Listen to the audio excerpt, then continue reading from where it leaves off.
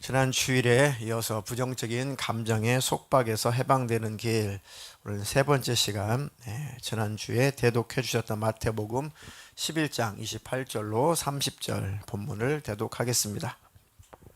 수고하고 무거운 짐진 자들아 다 내게로 오라. 내가 너희를 쉬게 하리라. 나는 마음이 온유하고 겸손하니 나의 멍에를 메고 내게 배우라. 그리하면 너희 마음이 쉼을 얻으리니 이는 내 멍에는 쉽고 내 짐은 가벼움이라 하시니라. 아멘. 아멘. 마음속에 부정적인 감정, 부정적인 감정은 부정적인 생각과 같은 의미입니다. 이 부정적인 생각, 부정적인 이런 감정들이 우리를 지배하게 되면 우리의 삶이 불행하게 되고 또 우리의 인생이 그토록 무거워집니다. 뿐만 아니라 마음이 병이 들게 되면은 우리 육체도 병들게 되고 우리의 삶도 평강이 없어집니다. 이 부정적인 감정은 우리 안에 자리를 잡기 전에 빨리 해결해야 됩니다. 육신의 병도 초기에 빨리 고쳐야죠. 정신의 질환, 마음의 병도 초기에 빨리 고쳐야 됩니다. 아니면 악한 영의 지배를 받으면 참으로 힘들어져요.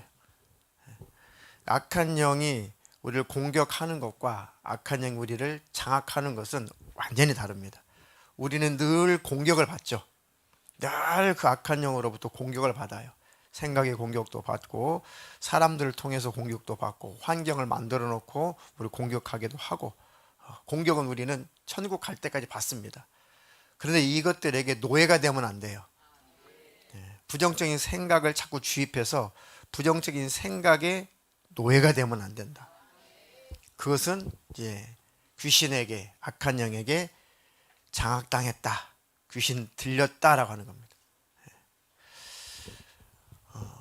어제 한 통의 전화가 아침부터 와서 모르는 전화여가지고 안 받았거든요. 그런데 또 전화가 와서 전화를 이렇게 받았습니다. 첫 마디가 축사 사역 하나요? 축사 사역 하나요? 여보세요 하는 순간 축사 사역 하나요? 근데 그 목소리가 얼마나 무겁던지, 그 전화를 타고 소리를 타고 들리는 소리가, 그 한숨 소리가 얼마나 무겁게 들리던지, 아주 땅이 꺼질 만큼 한숨을 쉬고 목소리는 얼마나 우울한 목소리든지 딱 목소리만 들어도 얼마나 중증인가가 느껴지더라고요. 근데 제가 특수 사역을 하는 것도 아니고 우리 교회가 또 그런 분들을 또 이렇게 받아들여서 그분들만 케어하는 교회가 아니고, 그래서 우리 교회는 축사 사역하는 교회는 아닙니다. 축사는 하지만 축사 사역하는 교회는 아닙니다. 죄송합니다 하니까 네 알겠습니다 하고 이제 수화기를 내려놓더라고요. 그러고 났는데 얼마나 이렇게 마음이 힘든지 모르겠어요. 얼마나. 그렇다고 다시 전화해가지고 오세요 할 수 없는 것이, 그런 특수한 사역을 하는 사역자가 전담으로서 해야죠. 일반 목회하시는 분들은 거기에 집중할 수가 없거든요. 해봤죠 사실은. 해봤죠. 그런데 그렇게 해서 축사해가지고 귀신아 떠나가라 해서 될 뿐이 아닙니다. 그러니까 이제 그런 특수 사역, 전문 사역을 하는 그런 사역자를 이제 만났으면 하는 마음이죠. 그런데도 목회자이다 보니까 이제 마음이 신앙, 그 목회자 양심상 굉장히 힘이 들더라고요. 근데 또 제 입장에서는 또 합리화일지 모르지만 어쩔 수가 없어요. 그런 분은 뭐 귀신아 떠나가라 안수 몇 번 해서 될 것이 아니거든요. 그래서 절대로 그런 지경까지 가면 안 된다. 그러니까 우리 교회, 저를 포함해서 누구든지 절대 우리가 악한 영의 공격은 천국 갈 때까지 계속 받기는 하지만 그것들에게 노예가 되면 안 된다. 그것들이 지배가 되면 안 된다. 그것들이 뭘로 지배를 하냐면 부정적인 감정으로 지배를 한단 말이에요. 자꾸 그 부정적인 생각으로 자꾸 떠나지 못하고 지배를 해요. 그리고 그 소리가 계속 들리죠. 그걸 분별하지 못하게 되면은 완전히 장악을 당하게 됩니다. 장악 당할 정도 되면 원인도 잘 몰라요. 원인을 악한 영이 잘 감춰놓기 때문에 잘 모릅니다. 그러니까 뭐든지 초기에 다 해결해야 돼요. 부정적인 감정이 우리 안에 다 있습니다. 없는 사람이 없어요. 근데 그것이 절대 발전하면 안 된다. 빨리 치유가 돼야 되고 빨리 소멸이 되는 쪽으로 가야지 이것이 점점 자라나면 안 되겠다 이거죠. 보통 그런 마음의 병을, 그 정신의 질환을, 뇌 질환이죠, 의학적으로는 그거를 내버려 두면 고쳐지겠지 하는 것은 착각이에요. 더 악화되지 절대 점점 좋아지지 않습니다. 신앙의 힘으로, 말씀의 힘으로, 하나님의 힘으로, 성령의 역사로 우리가 해결이 되는 거죠. 내버려 둬서 절대로 치유가 안 돼요. 반드시 하나님이 개입하셔야 됩니다. 성령의 역사가 있어야지만이 치유가 돼요. 그 자칫 굳어지고 세월이 지나서 완전히 딱딱하게 굳어지게 되면은, 만약 그런 상태로 노년의 세월을 보내게 되면 상상만 해도 소름 돋는 거예요. 그것이 남의 일이다 생각하지 마시고 우리에게도 닥쳐올 수 있다 생각을 하시고 부정적인 감정들을 저나 여러분들이나 샅샅이 찾아내어서 해결하시기를 주님의 이름으로 축복합니다. 네, 인생의 행복이라고 하는 것이 마음에서부터 오는 거죠. 마음이 행복하면 인생도 행복하는 거잖아요. 근데 대부분의 사람들은 어떤 환경 탓을 해요. 내 환경이 좀 바뀌었으면, 내 가정 환경이 좀 바뀌었으면, 내 물질적 환경이 좀 바뀌었으면, 내 직장 환경이 바뀌었으면, 내 사업장 환경이 좀 바뀌었으면, 내 가족들이 좀 바뀌었으면, 그러니까 환경이나 사람 탓을 합니다. 다른 사람이 바뀌었으면, 환경이 바뀌었으면 난 행복하겠지라고 착각을 해요. 그런데 사실 그 영향을 받긴 하죠. 그 영향을 받는다고 다 불행하지는 않습니다. 똑같은 환경이고 똑같은 조건인데 어떤 사람 그 속에서 충분히 행복을 누리며 사는 사람이 있는가 하면, 똑같은 환경이고 똑같은 조건인데 그냥 나는 힘들어, 나는 불행해, 내 인생 왜 이래 라고 사는 사람들도 있다 이거죠. 그렇게 따지면 환경의 영향을 받고 사람들의 영향을 받긴 하지만 그런 영향력을 우리 안에서 파쇄하면 되는 거죠. 아멘. 어떻게 환경 영향을 어떻게 안 받아요? 사람인데. 사람의 영향을 어떻게 안 받아요? 그것을 받지만 그것을 우리가 파쇄할 수 있는 힘이 있으면 된다는 거죠. 우리 마음이 그것들을, 그 부정적인 감정보다 사람을 통해서, 환경을 통해서 찾아오는 그 부정적인 감정을 우리가 이길 수 있는 긍정적인 그런 마음, 긍정적인 힘이 더 커지면 된다는 거죠. 그것은 예수 안에만 있습니다. 세상에서는 없습니다. 예수 안에서 늘 승리하시기를 축복합니다. 세상 사람들은 행복 찾기, 숨은 그림 찾기 하듯이 행복 찾기라는 인생의 숙제를 가지고 살죠. 평생에 못 찾고 속다가 멸망하는 겁니다. 가만히 봤어요. 사람들은 뭘 위해서 사는가 가만히 봤더니 행복 찾기, 숨은 그림을 막 찾는 것처럼 자꾸 행복 찾기를 열심히 해요. 근데 우리는 예수 안에 돌아보니까 예수님 안에서 참 행복이 있구나. 우리는 영원히 숨바꼭질 안 해도 되고 숨은 그림 찾기 안 해도 되죠. 예수 안에 있으면. 자, 그런 우리라도 아직도 남아있는 부정적인 감정 때문에 더 행복할 수 있는데 더 행복하지 못하게 하는 이 부정적인 감정 요소가 아직 있다 이거죠. 이것을 오늘도 내일도 우리는 계속해서 해결해 나갈 겁니다. 몰라서 당하는 거죠. 알고, 내가 나를 알고 인정하기 시작하면 벌써 50%는 고친 거예요. 그 이제 나머지는 기도하고 노력하고 하나님께 맡기고 하면 나머지 50%는 바로 해결됩니다. 설교 들었는데요, 노력했는데요, 기도했는데요, 안 되던데요. 아니요. 병이 깊으면은 그만큼 시간도 필요하고 노력도 필요한 겁니다. 포기하지 않으면, 낙심하지 않으면 반드시 처리돼요. 반드시 해결될 겁니다. 우리 인생을 어떤 목표, 지향주의, 성공, 인생의 성공, 그 성공을 목표로 살지 마시고 매일매일 예수님 안에서 하루하루를 감사하고 즐겁고 행복하고 천국을 늘 소망하면서, 그래, 나는 결국은 해피엔딩이다. 내 인생의 결말은 해피엔딩이다. 내가 예수 안에 있는 한 나는 결국은 내 영혼은 천국이야. 지금 삶의 과정이 힘든 과정이 있을 뿐이지 결론은 나는 안식이고 영원한 천국이다. 내가 많이 살면 몇 년 살겠냐? 80년, 90년, 뭐 많이 살면 100년 이하 살겠지. 그러나 그 이후에는 영원한 안식이다. 영원한 천국이다. 그러면 또 이겨집니다. 사라져요. 그렇게 생각을 바꾸라는 얘기입니다. 그러면 어느새 그런 문제들도 다 사라져 있습니다. 그러니까 신기루를 쫓아가듯이 뜬구름을 잡듯이 무지개를 쫓아가듯이 막 행복을 찾아서 이 사람이 날 행복하게 해줄까, 이런 환경이 날 행복하게 해줄까, 그 행복을 찾아서 막 쫓아다니지 마시고 매일매일 예수님과 함께 동행하자. 예수님과 친밀한 교제의 삶을 살자. 그러고 났더니 어느새 이게 행복이구나. 주님 감사합니다.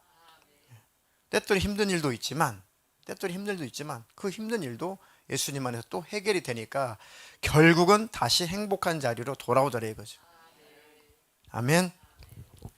자, 인생이 무겁고 지치고 불행하게 느껴지는 그 이유, 인생이 무겁다, 지친다, 불행하다 라고 느껴지는 것은 마음이 무거워서 그런데, 그 마음을 무겁게 하는 것은 어떤 감정이 많은 만큼 무겁다고요?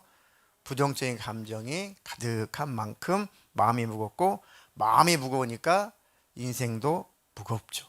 그래서 행복을 누릴 수 있는데 누리지 못하는 겁니다. 자, 그 부정적인 그런 감정 예수 안에서 다 해결될 수 있으니까 예수님 본문에 수고하고 무거운 짐진 자들아 다 내게로 와라. 내가 너희를 쉬게 해줄 거다. 자, 어쨌든 감정이라고 하는 것은 뭐의 산물이라고요? 감정, 마음. 감정, 마음, 이건 다 생각의 산물인데, 생각은 다 어디 있다고요? 뇌 속에 있다. 이게 영적인 것과 이런 과학적인 것을 꼭 같이 생각을 하십시오. 감정, 이것은 생각의 산물이다. 마음, 이건 생각의 산물이다. 그 마음, 생각을 주관하는 것은 내 신체 중에 뇌다. 내가 선택한 생각, 이 내 뇌에 저장이 되어서 그것이 감정을 유발하는구나. 그럼 내 뇌 속에 그런 부정적인 생각, 부정적인 감정을 치워버리면 내 뇌는 긍정적인 뇌가 되겠구나. 그럼 내 인생도 행복해지겠구나. 근데 그건 과학적인 접근이고, 그렇게 하시는 분이 하나님이시다 이거죠. 근본적으로 치유하시는 분은 우리 하나님이시다. 특별히 과거에 집착하는 것이 최고로 마귀가, 귀신들이 좋아하는 거라고 그랬죠. 부정적인 감정들은 사실은 미래에 대한 불안함, 막연한 불안함도 있지만 많이 또 차지하는 것이 과거에 좋지 않았던 그런 기억들, 그런 것들에 의해서 늘 이 부정적인 감정들이 우리를 지배하는 거죠. 그러니까 이것은 다 지나간 거고 현재 그런 일도 현재 없으니 이것에 내가 집착하지 말고 흘려보내자. 아멘. 그래서 과거의 부정적인 감정에 절대 집착하지 말고 현재를 예수님과 함께 행복하게 살자. 아멘. 자, 생각을 바꾸면 감정은 뇌에서 사라진다, 버려진다. 그래서 선택하면 됩니다. 생각은 선택. 어떤 생각을 내가 선택할 것인가. 자꾸 습관이 되어버려서, 습관이라고 했죠. 습관이 되어서 자꾸 과거의 그런 부정적인 생각에, 그 부정적인 생각을 자꾸 소환해가지고 그 생각을 가지고 살려고 자꾸 그 생각을 선택을 해요.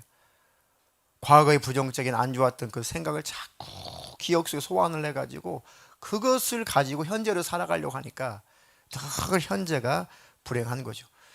과거에 집착하지 말고 일단은 과거는 버린다. 과거는 이제 내게서 지나갔다. 그리고 지금 나와 함께 계시는 예수님께 집중하자. 그럼 과거의 그런 부정적인 감정들도 내 뇌에서 버려진다는 것입니다. 얼마나 감사한 일입니까? 그렇게 지독한 부정적인 감정도 사라지는구나. 예수님 안에서 치유가 되는구나. 다 해결되는구나. 해결되지 않는 병은 예수님 안에서 하나도 없다. 그렇게 날마다 예수 안에 거하시기를 축복합니다. 자, 갈라디아서 5장 24절로 26절 대독하시겠습니다. 그리스도 예수의 사람들은 육체와 함께 그 정욕과 탐심을 십자가에 못 박았느니라. 만일 우리가 성령으로 살면 또한 성령으로 행할지니 헛된 영광을 구하여 서로 노엽게 하거나 서로 투기하지 말지니라. 아멘. 자, 십자가 앞에 가지고 나와라.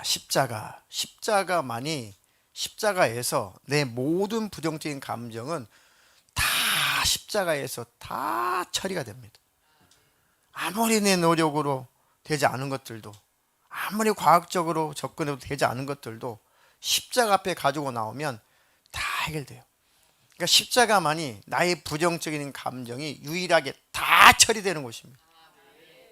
내 마귀는 그 십자가 앞에 가지고 나오지 못하게 하죠. 십자가의 그 피 흘리신 그 예수님 앞에 나를 가지고 나오지 못하게 만들어요. 그것을 생각할 겨를을 주지 않는 겁니다. 그걸 의미 없이 생각을 합니다. 그것을 뚫고 가야 돼요. 선택이니까요. 아니야, 나는 그래도 십자가 앞에 가지고 나간다. 나는 나를 십자가 앞에 가지고 나간다. 나를 십자가 앞에 가지고 와서 나를 십자가 앞에 나를 둔다. 그리스도 예수의 사람들은 육체와 함께 그 정과 탐심, 그 욕심을 십자가에 못 박았느니라. 만일 우리가 성령으로 살면 또한 성령으로 행할지니 헛된 영광을 구하여 서로 노엽게 하거나 서로 질투하지 말지니라. 투기는 질투라는 뜻입니다. 그리스도 예수의 사람은 육체와 함께 그 정과 탐심, 정과 욕심을 어디다 못 박았대요? 십자가에 못 박았다. 그 얘기는 맞아. 예수님이 십자가에서 못 박혀 죽지 않았으면 나는 어찌할 뻔했는가? 나는 어떤 존재의 가치가 있을까? 결국은 인생 살다가 지옥에 갈 수밖에 없는 그런 처지인데 그런 인생이 무슨 의미가 있을까? 이런 나를 예수님이 십자가에서 처형당하심으로 말미암아 내 죄가 처리됐다. 내 멸망이 처리됐다. 그 십자가의 그 은혜가 나를 온전히 장악하고 나를 지배하게 되면 내 뇌 속에 하나님의 은혜가, 하나님의 사랑이 가득 차올라서 부정적인 감정을 밀어내버린단 말이에요. 제일 강력한 것은 십자가의 사랑입니다. 십자가의 은혜예요. 십자가의 은혜와 그 십자가의 그 사랑이 내 생각과 내 마음을 지배하는 것은 내 뇌를 지배하는 겁니다. 그럼 그토록 해결되지 않을 것 같았던 부정적인 감정들이 다 십자가의 사랑으로 밀려나가요. 신기하죠. 소위 성령 충만 받았다, 은혜 받았다 라고 표현들 하잖아요. 성령이 충만할 때, 은혜가 충만할 때는 그런 부정적인 감정들이 일을 못 하잖아요. 일을 못 해요. 그러니까 자꾸 은혜가 충만하고 성령으로 충만해져서 그 은혜 속에 계속 들어가 있으면 부정적인 감정들이, 우울한 감정, 뭐 상처받은 감정, 이런 것들이 다 치유가 됩니다. 왜냐하면 예수로 만족하기 때문에 그렇습니다. 주님, 나는 주님으로 만족합니다. 그 단계까지만 되면 이 정신의 병은 다 사라져요. 마음의 병은 다 사라집니다. 자국은 남아있을 수 있지만 절대 병은 소멸돼요. 그 십자가는 내 부정적인 모든 감정을 다 처리되는 유일한 곳이다. 자꾸 부정적인 감정이 내게서 또 살아나면 얼른 나를 십자가 앞에 갖다 놓으십시오. 그리고 십자가에 매달리신 그 예수와 눈을 마주치십시오. 영적으로 시선을 마주치십시오. 그 주님을 바라보십시오. 맞습니다. 주님, 이런 나를 위해서 주님이 대신 십자가에 매달려 죽음을 다 맛보시고 나를 살려내셨사오니 주님의 그 은혜에 감사합니다. 그러면 치유가 일어나죠. 예수의 그 보혈이 우리 심령 안에 충만해지게 되면 다 치유가 일어나요. 그리고 근심, 걱정, 염려, 불안, 초조한 것들도 다 사라집니다. 죽이고 싶도록 미웠던 사람들도 다 사라져요. 그 속에서 쓸데없는 생각, 다 부질없는 생각이다. 십자가의 은혜가 나를 지배하면 나머지 부정적인 감정들은 다 쓰레기구나, 쓸모없는 감정 소비구나, 다 불필요한 것들이구나. 그렇게 십자가로 승리하시기를 주님의 이름으로 축복합니다. 감정의 노예에서 벗어나게 돼요. 부정적인 감정으로 지배받는다는 것은 그 감정의 노예가 되는 거예요. 아, 이제 나는 감정의 노예가 되지 말고 감정이 나를 끌고 다니면 얼마나 불행해요. 아, 이런 말 해도 될지 모르겠는데 하여튼 왔다 분이 계시는데, 목사님이 계시는데, 우리 동기 목사님이 저한테 형님 너무 힘들어요. 제가 요즘에 그 한 달 동안 그분을 안 보니까 너무 행복해요. 또 봐야 되니 어떡해요 하면서 굉장히 괴로워. 그 감정의 노예가 되지 말고 감정의 주인이 되라. 중요한 말입니다. 나는 감정의 노예가 되지 말고 감정의 주인이 돼야겠다. 자, 그 감정의 노예가 되지 않고 감정의 주인이 되는 방법, 빌립보서 2장 5절로 8절입니다. 너희 안에 이 마음을 품으라. 곧 그리스도 예수의 마음이니 그는 근본 하나님의 본체시나 하나님과 동등됨을 취할 것으로 여기지 아니하시고 오히려 자기를 비워 종의 형체를 가지사 사람들과 같이 되셨고 사람의 모양으로 나타나사 자기를 낮추시고 죽기까지 복종하셨으니 곧 십자가에 죽으심이라. 아멘. 무슨 마음을 품으라고요? 그리스도 예수의 마음을 품으라. 그는 근본 하나님의 본체시나 하나님과 동등됨을 취할 것으로 여기지 아니하시고 오히려 자기를 비워 종의 형체를 가지사 사람들과 같이 되셨고 사람의 모양으로 나타나사 자기를 낮추시고 죽기까지 복종하셨으니 곧 십자가에 죽으심이라. 이 예수의 마음을 품으라. 기도로만 품을 수 있습니다. 주님, 내게 그리스도 예수님의 마음을 품으며 살게 해주십시오. 성령이 충만하다는 것은 다른 표현으로 그리스도 예수의 마음이 내 안에 충만함을 뜻하는 거예요. 그리스도 예수의 마음이 내 안에 충만하게 해주십시오. 그러면 다 처리가 되고 이제 감정, 부정적인 감정 따위에게 노예로 끌려다니지 않을 수 있습니다. 과거에 그런 생각에 절대 노예처럼 끌려다니지 않을 수 있습니다. 미움과 증오의 감정에 끌려다니지 않을 수 있어요. 아멘. 외로움이라는 고독감은 좋은 거예요. 혼자 스스로 그 고독을 누릴 수 있는 것은 건강한 겁니다. 사람이 고독하지 않은 사람 없어요. 근데 그 고독이 항상 나를 안전하게 하고 그 고독감 자체가 나를 발전시킵니다. 고독이라는 건 누리게 나름이에요. 근데 외로움이라는 감정은 나 스스로 해결되지 않은 것은 외로운 감정이 나와요. 고독은 내가 누리는 것이고 외로움은 내가 스스로 고독을 누릴 수 없으니까, 고독을 해결할 수 없으니까 나의 외로움을 다른 사람을 통해서 해결하려고 하는 감정이 외로운 감정이에요. 그러니까 사람을 자꾸 찾죠. 꼭 누가 사람이 있어야 돼요. 나와 누군가 함께 있어줘야 돼요. 그래서 꼭 어떤 사람을 통해서 나의 이 감정을 해결해 보려고 하는 것, 쓸쓸함을 해결해 보려고 하는 것. 그렇지 않으면 스스로 그 쓸쓸함을 해결할 수 없는 상태. 이것이 바로 외로움이에요. 그러니까 고독과 외로움은 다른 거예요. 고독은 우리가 충분히 스스로 누릴 수가 있는 겁니다. 때때로 혼자 고독하고 싶죠? 아무도 없는 곳에서 혼자 고독을 즐기고 싶잖아요. 이건 아주 건강한 겁니다. 근데 그 고독을 즐길 수 없는 상태를 뭐라고요? 외로움 상태라는 거예요. 아, 나는 고독을 즐긴다고요? 나 어떻게 고독을 즐겨? 저는 못 견뎌요. 이것은 외로움이에요. 이것은 병이에요, 병. 고독을 즐길 수 있으면 아주 건강한 사람, 고독을 즐길 수 없으면 병이 들어온 사람. 외로움이라고 하는 부정적인 감정으로 말미암아 병이 든 상태. 이것은 정말 예수님으로 해결될 수가 있어요. 사람은 절대로 근본적인 해결이 되지 않습니다. 사람을 매개로 하나님의 은혜를 경험해서 해결도 되긴 하지만 그것은 매개체죠. 그죠? 매개체예요. 사람을 매개로 해서 하나님의 마음이 전달되는 거죠. 실질적으로 치유는 하나님의 사랑으로 해결되는 겁니다. 치유되는 겁니다.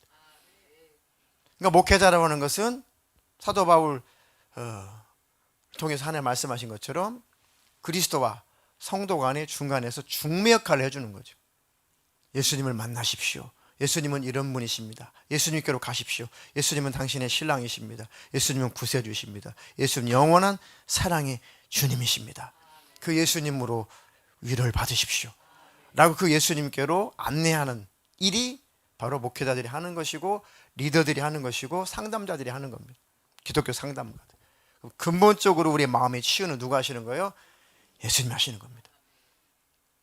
그런데 그 예수님으로 치유를 받으려고 하지 않고 사람에게만 매달리기 시작하면 이 병은 더 깊어져요.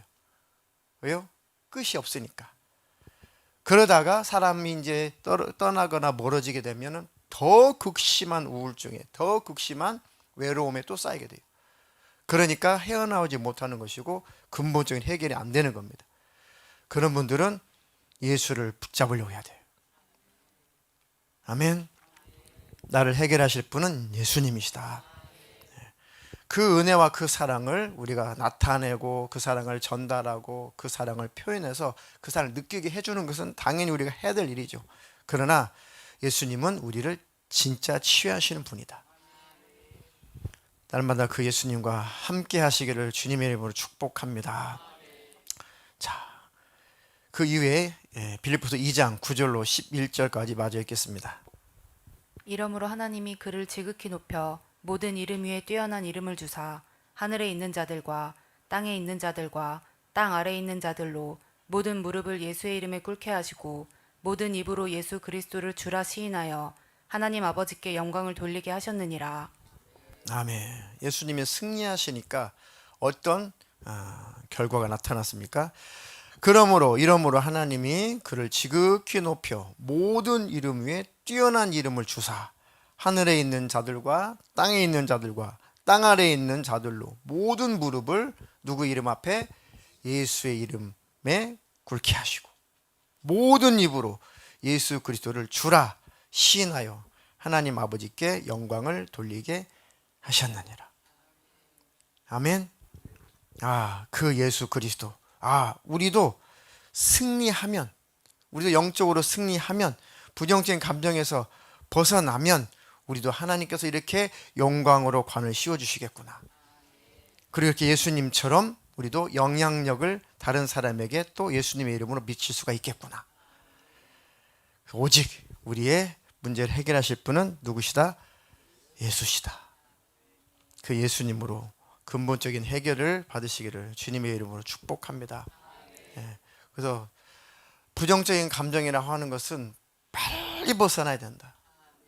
이것에 우리가 지금 지배를 받을 만한 형편이 아니에요. 지금 상황이. 부정적인 감정이 우리가 언제까지나 이것에 지배를 당해서 인생을 힘들게 무겁게 우울하게 살 지금 상황이 아닙니다. 왜요? 벗어나야, 거기에서 벗어나야, 해방이 되어야, 자유해야 주님 오실 때 역시 주님 만날 수가 있어요. 부정적인 감정이 꽉 지배를 당하면 십자가의 은혜가 그렇게 내 안에 은혜로 다가오질 않아요. 왜 하나님의 은혜가, 십자가의 은혜가 그렇게 은혜스럽지 않을까는 부정적인 감정이 가득 차 있어서 십자가의 은혜가 그렇게 실감이 안 나는 겁니다. 그게 바로 귀신 역사고 마귀 역사인데 왜 그렇게 가두겠어요? 천국에 못 들어가게 하려고 하는 거죠. 왜 부정적인 감정으로 자꾸 지배하려고 하겠어요? 예수님 오실 때까지 부정적인 감정으로 꽉 지배하려고 하는 거예요. 왜요? 예수님 오시면 예수님 못 만나게 하려고 하는 거죠. 예수님을 사랑하는 자가 예수님 만나잖아요. 근데 부정적인 감정이 가득 차 있는데 어떻게 예수님을 사랑하냐고요. 예수님은 자기를 사랑하는 신부들을 데리러 오는 거예요. 아멘. 그러게 예수님 오시기 전까지 어떻게든지 이 마귀, 악한 영 귀신들은 부정적인 감정들이 치유가 되지 않도록 우리를 지배하고 장악하려고 한다고요. 주님 사모합니다. 주님 사랑합니다. 아멘. 주 예수여 오시옵소서. 이 고백 못하게 하려고 그렇게 부정적인 감정으로 지배하려고 하는 겁니다. 그래서 빨리 벗어나야 된다. 그런 분이 가정이나 또 셀이나 교회 안에 있거든 중보기도 해주시고 도와주십시오. 중보기도 해주시고 도와주세요. 정죄가 아니라 도와주시고 기도해 주세요.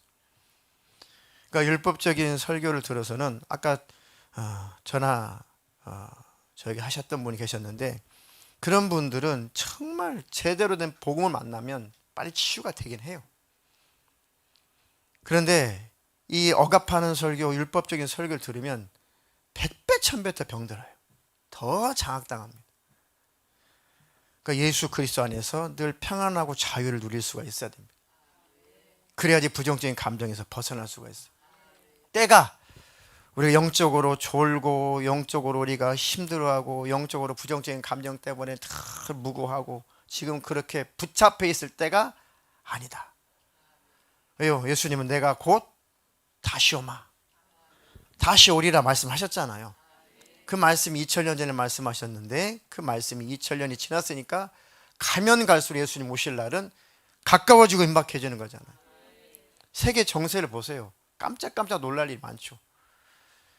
이 역사에 시간표가 많이 있어요. 역사에 언제쯤 역사는 마감되는가, 언제쯤 세상은 끝나는가, 여러 가지 성경적인 시간표들이 있는데 그 시간표 중에 하나가 이스라엘입니다. 세상에 나라가 2000년 동안 나라가 없어졌는데 나라가 2000년이 없어서 그 국민들이 전 세계에 흩어졌는데 역사에 그런 나라는 단 한 나라도 없었어요. 2000년 동안 흩어졌던 사람들이 어느 날 쫙 모여가지고 2000년 후에 다시 나라를 또 세운 나라가 어디 있어요, 세상에. 하나님은 아브라함을 통해서 히브리인 하면 아브라함의 후손들 히브리인이라고 해요. 이미 아브라함에게 하나님은 언약을 스스로가 체결하셨어요. 스스로 약속을 하셔놓고 그 약속을 예수 오실 때까지 지키는 거예요. 저는 그걸 보면서 정말 하나님이 신실하시다. 그 예수님을 인정도 하지 않는 나라잖아요. 이스라엘. 불과 아주 극소수만 예수님을 인정하고 아직도 예수님을 메시아로 구세주로 인정 자체를 안 하잖아요. 그런 나라인데도 하나님은 아브라함에게 약속하신 그 약속을 지키시느라고 그 나라를 1948년도에 독립을 시켜가지고 다시 건국하게 하셨다고요.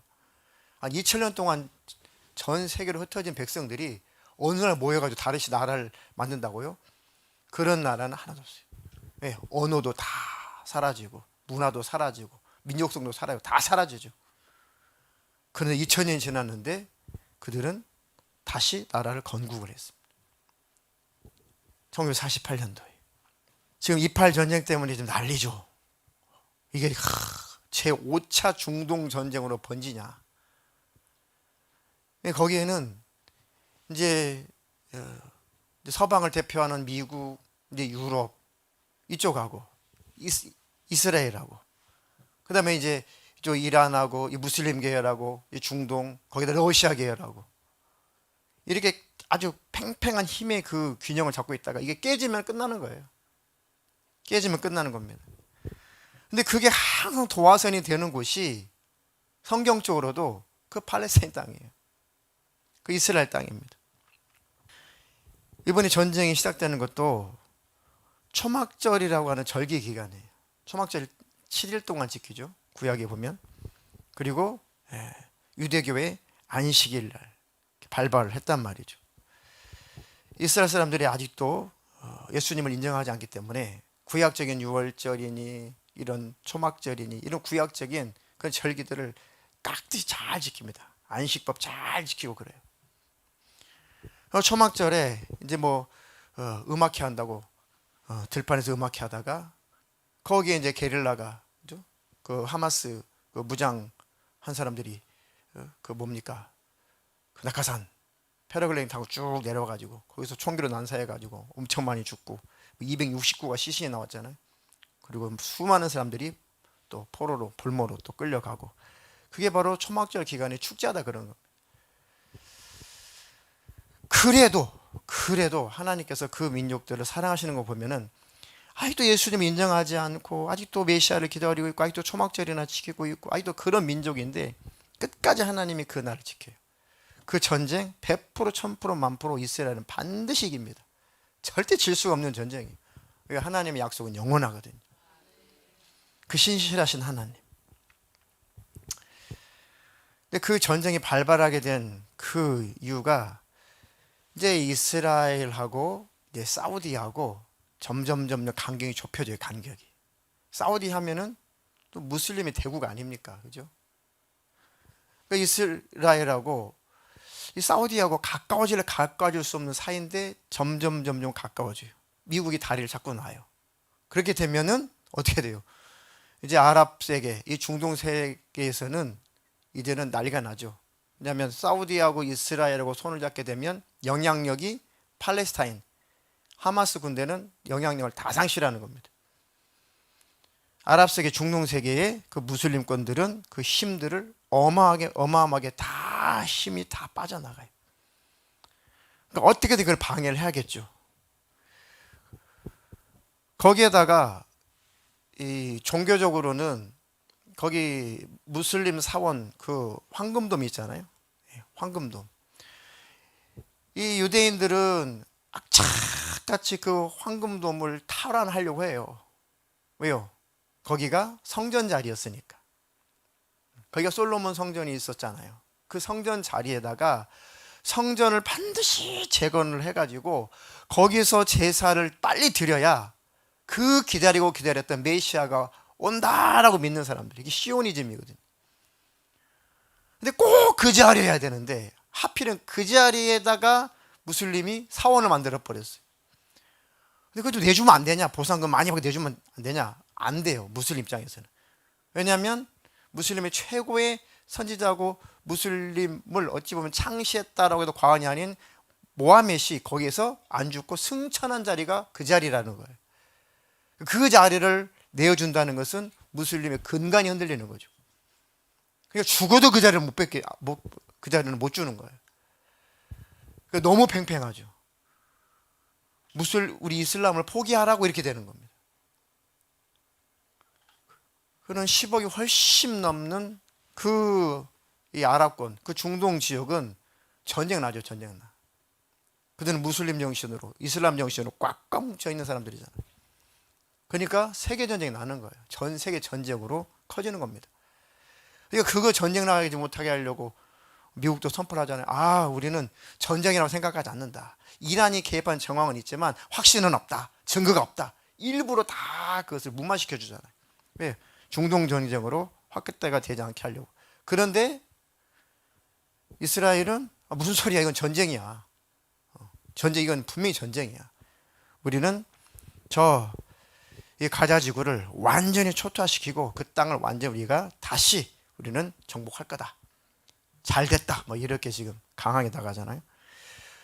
그렇게 한 이유는 1994년도부터 평화협정을 맺어가지고 황금돔은 서로 네 거다 내 거다 다투지 말고 황금돔은 무슬림 사원이니까 앞으로 유대인들은 그곳에 들어가지 말고 무슬림들만 들어가서 거기서 너희들이 종교활동을 해. 우리 안 들어갈 테니까 라고 평화협정을 맺고 조용했었단 말이죠. 근데 이스라엘의 수상이 극우파가 됐어요. 그러니까 시오니즘에 이렇게 소위 찌든 사람이 됐단 말이에요. 어떻게든 그 성전을 탈환해야 된다. 성전 자리를 탈환해야 된다라는 그 유대주의로 꽉 뭉친 사람이 총리가 됐단 말이에요. 수상이. 그러니까 점점 법을 바꿔가지고 그 무슬림만 황금돔에 들어가서 기도하지 말고 우리 유대인들도 그곳에 가서 잠깐 기도하는 것 정도는 괜찮지 않아? 라고 조금씩 이렇게 그런 법들을 만들어가고 있는 과정이란 말이죠. 그렇게 통과가 되면은 황금돔 안에서 무슬림도 가서 기도를 하고 유대인들도 가서 거기서 기도를 하게 되고 점점 유대인들이 세력이 커지게 되면 그 황금돔은 뺏긴단 말이죠. 그럴 즈음에 와 있어요 지금. 그렇게 지금 작업을 했다고요. 그러니까 무슬림 지역에서는 니네들 작전 뻔해. 니들 수가 다 보여. 절대 그거 못해. 그러니까 이 무슬림 중동의 무슬림 지역에 있는 모든 국가들이 사실은 그거에 대한 반기를 드는 거죠.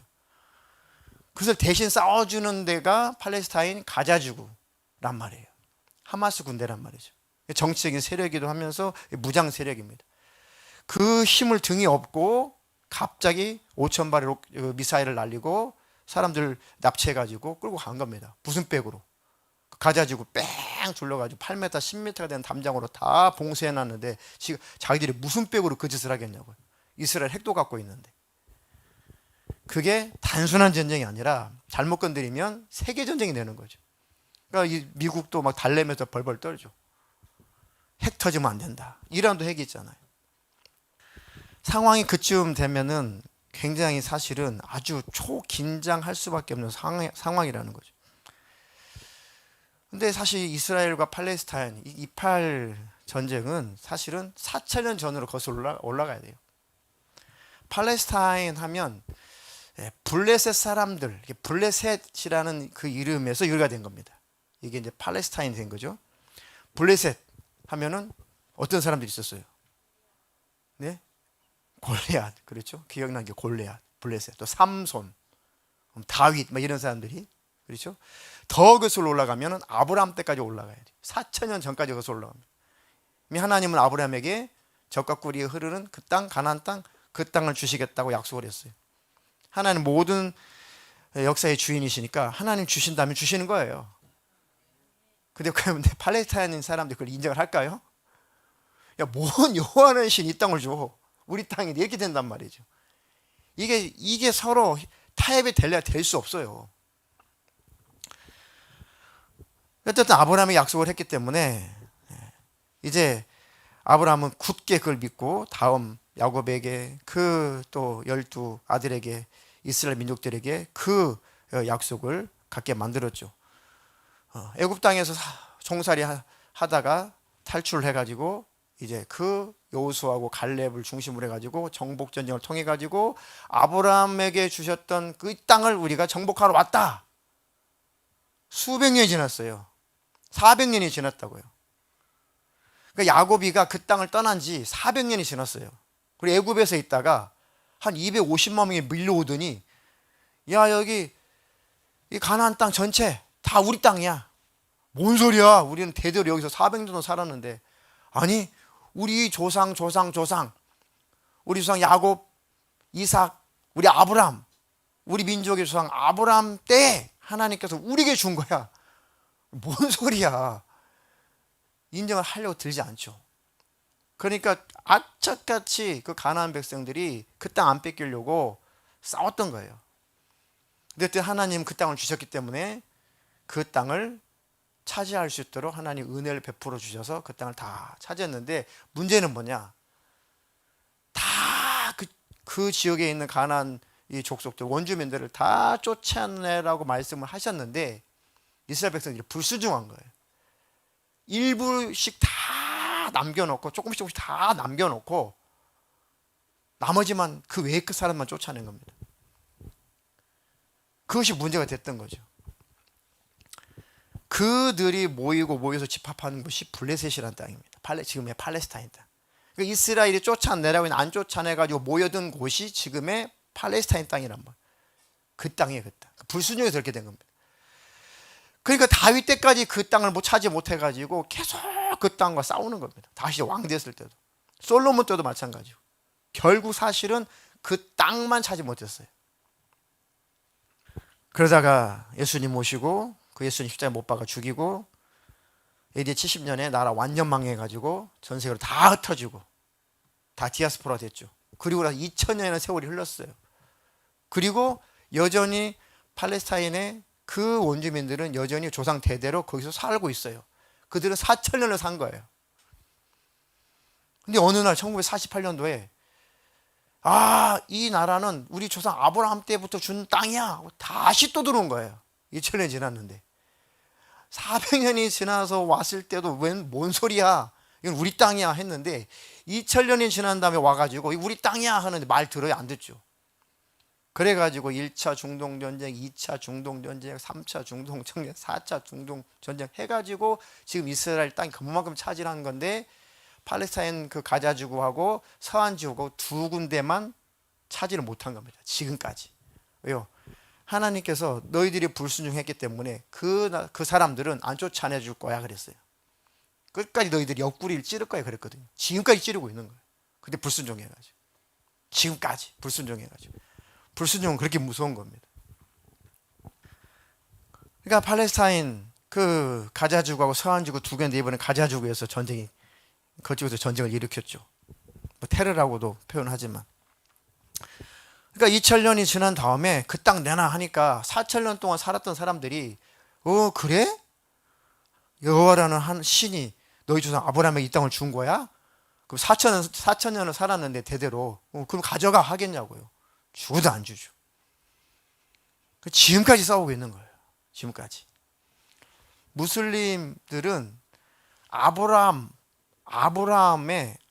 큰 아들이 이스마일인데 비록 하갈에서 태어났지만 장자야. 이삭은 차자야. 이게 싸우고 있는 거예요. 그러니까 무슬림은 아브라함 우리 조상이야. 똑같은 조상이야.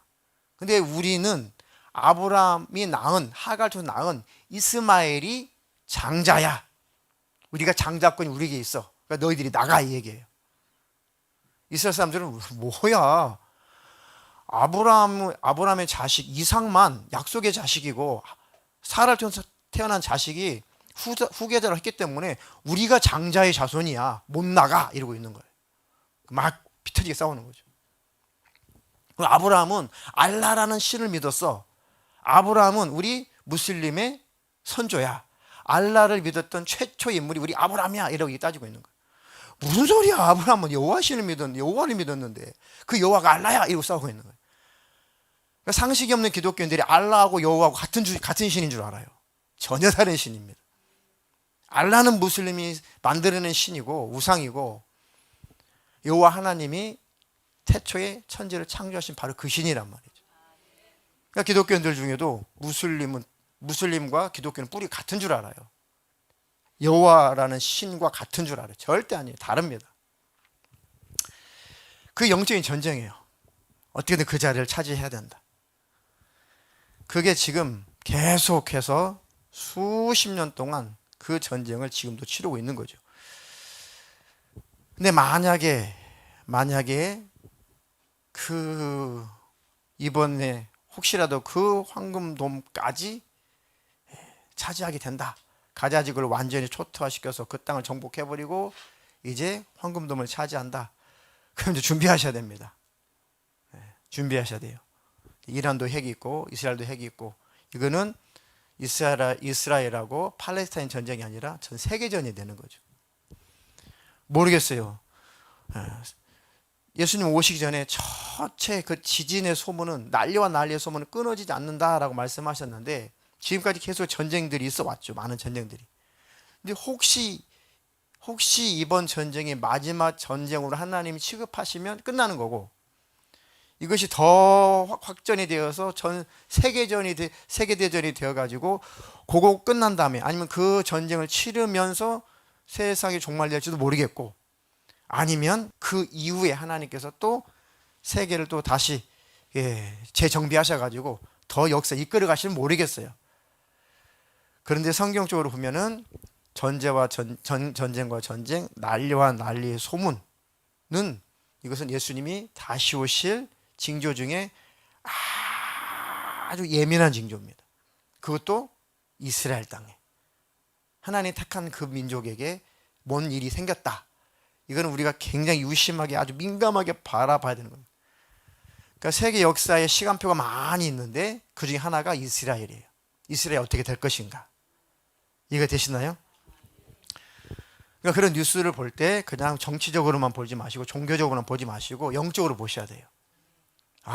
이것을 하나님의 마지막으로 끝내버리시려고 하는 건가? 아니면 세계대전이 일어나도 하나님 내버려 주실 건가? 그 뒤에 끝내버리실 건가? 아니면 그 이후에도 하나님이 또 질서를 다시 만들어 놓으시고 더 역사를 조금 더 길게 이끌어 가실 건가? 우리는 알 수 없지만 가능성은 충분히 있다 이겁니다. 그래야지 성경적으로 충돌이 일어나지 않아요. 그러니까 사실 이 부정적인 감정이 우리가 막 시달리고 난 아파요, 상처받았어요, 우울해요, 난 외로워요. 사실은 우리가 이러고 있을 때가 아니다 그 얘기예요. 그것을 오늘 설명하려고 지금 28전쟁을 지금 끌어온 겁니다. 이해가 되시죠? 시대가 그런 상황이고 상황이 그런 상황인데 저는 상처 받았어요. 저는 우울해요. 저는 어떡해요. 저는 어렸을 때 이런 일이 있어가지고 사실 힘들긴 하지만 여전히 거기에서 머물러 있을 때가 아니다 이거죠. 미안하지만 그럴 여유가 없다. 그러니까 빨리 벗어나야 된다. 억울하게 생각돼서 마귀 역사에게 당하지 마시고 기도로 승리하시기를 주님의 이름으로 축복합니다. 성경 한 구절 읽고 통성으로 기도하겠습니다. 베드로전서 4장 7절로 8절 읽겠습니다. 만물의 마지막이 가까이 왔으니 그러므로 너희는 정신을 차리고 근신하여 기도하라. 무엇보다도 뜨겁게 서로 사랑할지니 사랑은 허다한 죄를 덮느니라. 서로 대접하기를 원망 없이 하고 각각 은사를 받은 대로 하나님의 여러 가지 은혜를 맡은 선한 청지기 같이 서로 봉사하라. 아멘. 만물의 마지막이 가까웠으니 그러므로 너희는 정신을 차리고 근신하여 기도하라. 얼마만큼? 무엇보다도 뜨겁게 서로 사랑할 만큼. 사랑은 허다한 죄를 덮을 수 있는 능력이 있다. 서로 대접하기를 원망 없이 하고 각각 은사를 받은 대로 하나님의 여러 가지 은혜를 맡은 선한 청지기같이 서로 봉사하며 사는 수준의 신앙생활을 하고 있어야 된다. 만물의 마지막이 가까웠으니 이렇게 사랑의 열매를 맺고 살아야 주님 오실 때 어여시 주님 만날 수 있다. 그렇지 않고 부정적인 감정에 아직도 헤어나지 못하고 있으면 어떻게 주님 오실 때 주님을 만날 수 있겠냐 그 얘기죠. 28 전쟁을 통해서 다시 한번 우리에게 하나님께서 경종을 울리고 계시는구나. 그러니 우리는 빨리 정신 차려야겠다 이제. 부정적인 감정 따위에 내가 시달릴 때가 아니구나. 외로움 따위에 내가 시달릴 때가 아니구나. 빨리 벗어나야 할 때구나.